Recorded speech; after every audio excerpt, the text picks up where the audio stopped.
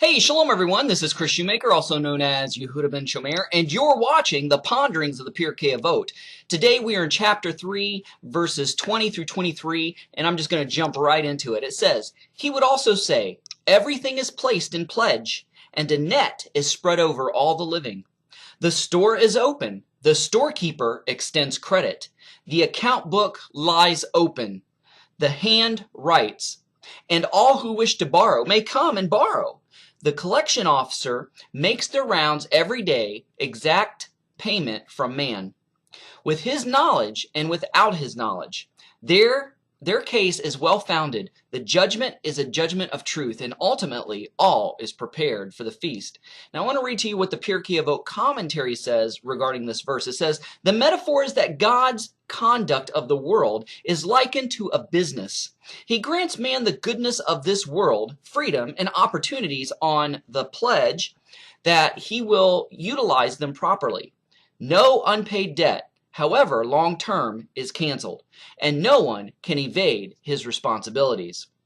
Let's move on to the next part of the Perkei Avot. It says, "Rabbi Eliezer, the son of Azariah, would say, if there is no Torah, there is no common decency.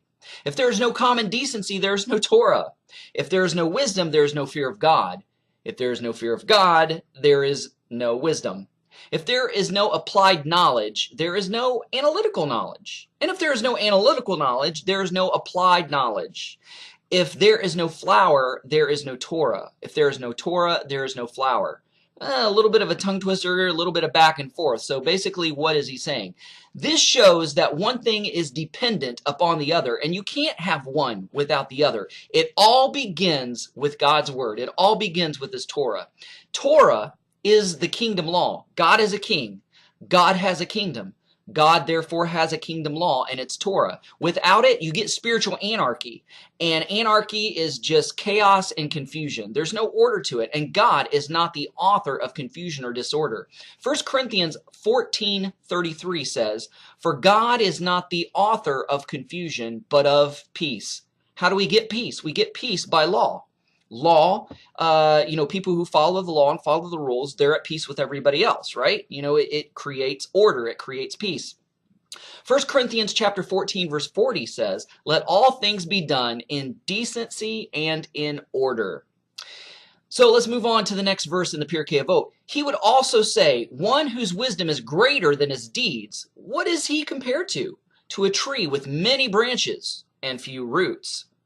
Right? He's kind of shallow. There's not a lot of depth there, but it's all about the show. It's all about, the glorious buds and leaves and fruit. But there's really no roots to him. He's kind of shallow. He'll dry up quickly. He'll topple over quickly. "To a tree with many branches and few roots comes a storm and uproots it and turns it on his face.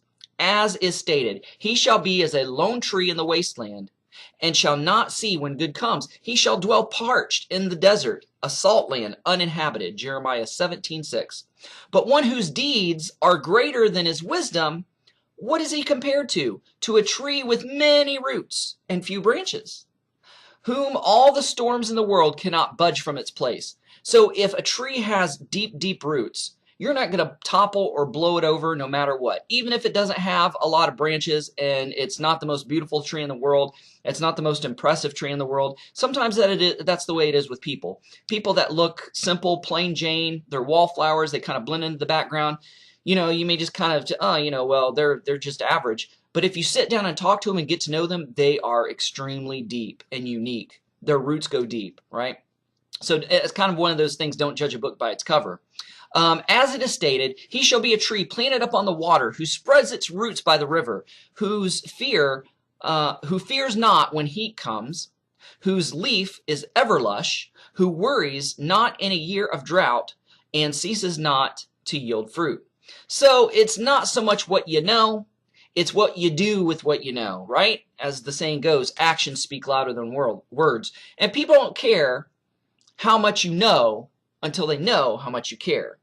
So thanks for watching, guys. Shalom. Shavuot Thanks tov. for watching. Don't forget to press the like button as well as the subscribe button if you haven't done so already, and the notification bell that'll let you know every time I make a new video.